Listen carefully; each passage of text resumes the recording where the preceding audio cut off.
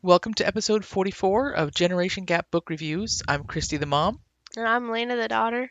In this episode, we are going to be reviewing what? The Gentleman's Spy by Erica Vetsch. This is book number 2 in the Serendipity and Secrets series. Yes, ma'am. We reviewed book number 1 called The Lost Lieutenant, on episode 35. 35th. 35. 35th. What is happening? 35. Thank you very much. This is the kind of series. It's like they're all standalones, but not really Yeah. standalones because I feel you should read them in order, but they're technically standalones. Yeah, it's the kind of series where each book has a different set of main characters and their romance, but there is an overall overarching plot Yeah. that I think is a big enough deal in this second book that it's just not quite the same if you don't read the first one first. Yeah. And then the third So, one third. I don't think it's worth spoiling The Lost Lieutenant, but in The Lost Lieutenant there was a villainous plot that was uncovered in the And book. it continues. And it continues. They're still trying to track down some of the basically- ultimate villains in this book. So basically what we're saying, read the first book first. Yeah, so if you haven't read the first book, we're not going to spoil it, so you can still listen to this review, but definitely it's a better idea to read the first one first. But So read the first one, so then you can also read this one, because they're good books. that was a very roundabout way Roundabout way, what? to getting to what we were to just basically saying read the first one first. They're good books. This is one of my favorite, overall series ever. If you count the entire series that she's all put together, but we're not, anyway, not getting that right now. Mm-hmm. So, the main character in this book is Marcus Haverly, who actually was a side character in the previous book. He was the second son of a duke, and basically he really liked his life as the spare because there wasn't a lot of responsibility on him. He was just there. Yeah. His dad bought him a commission and he went off into the military for a while, and while he was in the military, he was recruited to be an agent for the crown. So basically, now he's a spy. And That's why he's a gentleman's spy. yes. Wink wink. Well, right before this book starts, his dad and brother die in a carriage accident. You know what that makes him? The new Duke. What? I know what you were saying, and it still sounded like you said the new Duke. The new Duke. For those who cannot listen well. So he has to figure out if he can continue to be an agent for the crown because his life, he's now been thrust into a much more public life with a lot of people, with a lot of responsibilities and a lot of attention paid to him, and everybody expects him to find a wife and settle down. Well, this is arranged marriage, by the way. This so whole series is arranged or sort of marriage of convenience type stories. So enter Lady Charlotte Tiptree, the daughter of an earl, and actually, that's one similarity to the previous book. Diana in the previous book, her dad abused her, emotionally for sure, and even some physically. I don't know that I guess Charlotte's dad doesn't abuse her, but he's definitely very cold and unloving, and he's a philanderer. He's really not a good guy to his wife or his daughter, and he keeps threatening to send her off to go be the lady's companion or something for some elderly aunt of hers somewhere else because she can't quite manage to. First of all, she's already had several seasons of trying to get married, and she's getting a little older. She's in danger of becoming a spinster, and part of that is because she can't quite keep her tongue. From she has a tendency to speak her mind, and that apparently throws off a lot of guys because they don't like a woman who's actually going to talk and speak up for herself and have her own opinions. Back then, yeah. Well, yes, that's what we are talking about. Then again, nowadays it might still be similar in some ways. I'm sure there are plenty of guys nowadays like that too. Yes, but it was very, very common back in those days, especially in this particular culture, that the men really just wanted their women to be completely complacent and quiet. Charlotte is on a mission.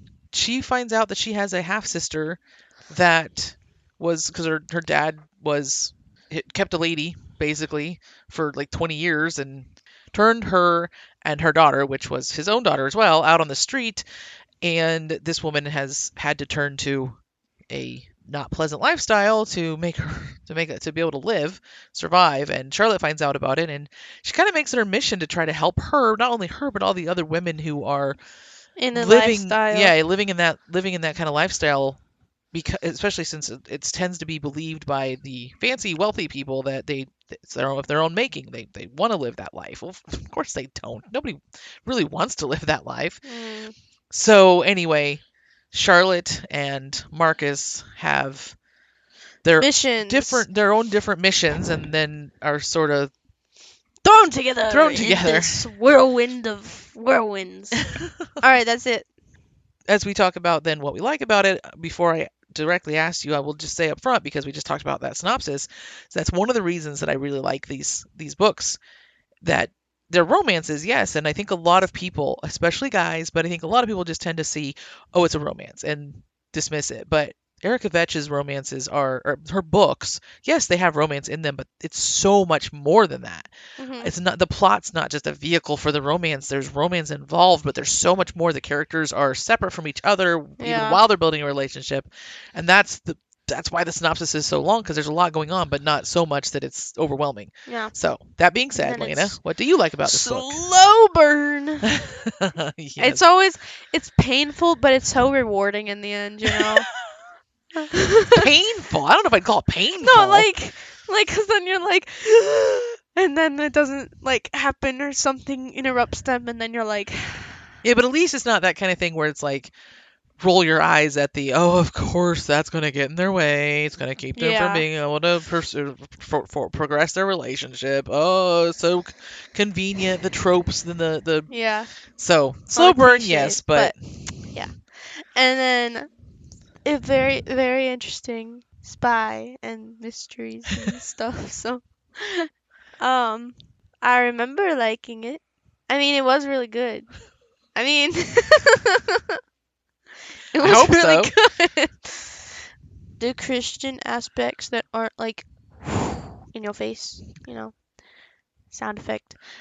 And then I hate like those books that are like where the Christian aspect is sound effect in your face. It's really awkward when I'm reading a book and then there's a yeah, I know, it's just like there, right? Just effects and everything. So yeah, I have lost my train of thought. That's all I can think of right now. If I think of anything else, then I'll go. Oh! yeah, you're welcome to chime in when I talk then. I'll just completely cut you off. Well, I mean, to be fair, you have done that before. Oh, how dare you? So I felt the need to go ahead and expand on the synopsis because of the fact that there's so much going on in this book. I mean, Marcus is okay. I'm just gonna get this out of the way right now. Marcus is my single favorite character in this entire world. He's your favorite character, like, ever, I would say. He's the one you, like, fangirl over. Define fangirl. What does Just that like- mean? You always get really excited when you see him in I don't even know if I have the capacity to fan. Okay, you have a point there. That's why I'm like, he's the only one you get so excited over, so If- he's obviously your favorite character. If I have like, ever fangirled over anything, I think this is okay. So since we're talking about him, I'll at least mention. So Erica Vetsch, she wrote these 3 books, Serendipity and Secrets. The third one we'll get to when we get to it. I mean, we will get to the third one as well. Yeah. But then she wrote another trilogy of books that were also set in the same world. And I was very, very happy when I read and I didn't know it was set in the same world, but I did see that it was involved with like spycraft, and I thought that was really cool because she did a really good job with it with this. Mhm. And then I'm reading it, and there's Marcus again.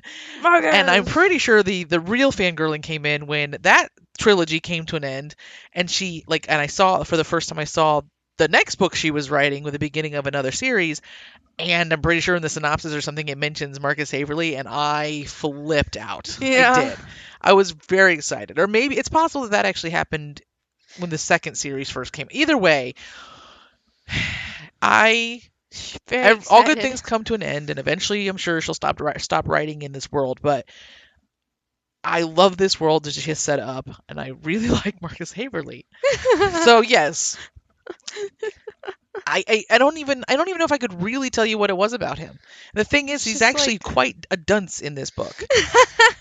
in his own book, he's a dunce, but then like outside of that, he's just like, whoa, maybe that's this is him. maybe that's because outside of that, you only see him as a side character, so you don't see him from his own perspective. You see him Side character is as always great. you see him as the agent pretty much Mhm. always. You see him more as a side character anyway. In this book, it because the way he's a dunce comes down to his view on romance, his view on Yeah. marriage more specifically, Yeah. because he is a very Isn't this what it's about dislikes more? no, I don't I He's no, like, you're like, I don't actually dislike because I it don't that think it's a much. bad thing that he's stupid in this way. It makes him a more realistic character. He's That's not true. perfect. He really thinks that as an agent for the crown, he has always been very ordered, very organized, very well smart about things and keeps things in boxes in his life. Yeah, he literally has like his mental thing where it's like this goes here, Category, this yeah. goes here, Yeah. and then it's like, And he whew, thinks he can keep a wife in that spot in a box in too. like the corner of his mind. And keep her from invading the rest of his mind, keep her from distracting him. And he's so stupid because he I have a explains his son. theory to a few close friends, and they make it clear to him that that's just not how things how marriage works. Yeah. And yet He he still still has to thinks he he's still has to still he like, still has to I figure it out. got this. Yep, he pretty much still has to make the dumb mistakes and figure it out for himself. But that's what I But like that's about but that is the also book, because yeah. it's he because he could come Yeah. across as too perfect otherwise outside Yeah, that's in true. the rest of this series, but this makes it clear that he still has his own stupid faults. Yeah. So yeah, I really like Marcus. That's I all of that to guess. say. I just really like Marcus. But aside from Marcus, I also really like Charlotte. Oh, Um, she's. I remember reading and kind of relating to her in some way, not like physically, but like more mentally. well, she was a reader, She was a reader. and one of the ways her dad, like one of the I mentioned earlier, how much of a terrible person her dad was. I don't know if we ever know what his finances actually are, but he's incredibly tight-fisted Mhm. and won't let her have like anything good, any money of really to spend on anything. Like she wears the most drab, old-fashioned clothes, and she has to scrimp and save to be able to buy a book at a time to be able to have any books. Yeah. I don't want to spoil it or anything, but the previous book has Evan Whitelock, and he has Evan trying to help other combat veterans when Mhm. he becomes an earl. That's part of the synopsis, becoming an earl. Mhm. And this book has Charlotte trying to help all of the prostitutes of that she can. It's a I don't good know what I'm part trying of to the say. plot. I like Charlotte and her plight Yeah. to It's help just her really sister and other women like her. Yeah. Even though she knows she's going to be looked down on by society women, Mhm. and she doesn't care, and Marcus That's doesn't what care. I like about that too. She's just like, who cares? I really like how they both handle his mom. Yeah, madam. Madam. His mom is crazy. So there's a lot more going on than the romance. There's good plot, but for me, I think it really comes down to the characters, and I've always been more of a character reader anyway, and I think that's probably part of why I really like this book. So, what do you not like about this book? Nothing. Absolutely nothing, because I can't think of anything, and I doubt anything really happened that I disliked. Yeah, I think I've read this twice now because I read it years ago, and then I read it more recently to try to make sure I remembered it all.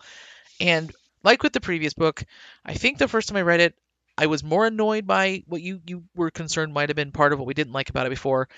Marcus getting advice from smart people and Yeah. ignoring it, and it bothered me. It bothered me just a little bit. Just got to the point of being annoying last time I read it, but this time I'm fine with it. I didn't. Maybe it's because I I know Marcus more now from the later books, Yeah. or just in general, he's ingrained himself in my mind so much. But I really didn't have anything of note that I didn't like about this book. So Yeah. what do you rate it?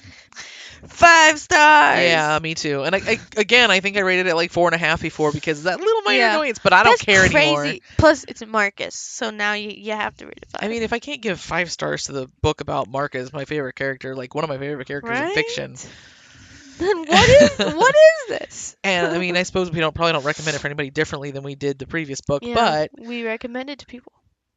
any fans of Christian Well, historical I fiction. mean, if you're gonna let a teenager read it first because prostitution. It is a theme. Yeah, it's definitely in there. She's not it's not graphic, but it's not like she shies away from it either, Yeah. from the realities of this world Yeah, and stuff. that's a good thing as well. So yeah, for teenagers, especially younger teenagers, if you're an adult or you're a parent and you're thinking about whether Hopeful, you might want to read it like first or at least think about consider what their maturity yours. level. Yeah, that's what I was gonna say. Yeah, that's it.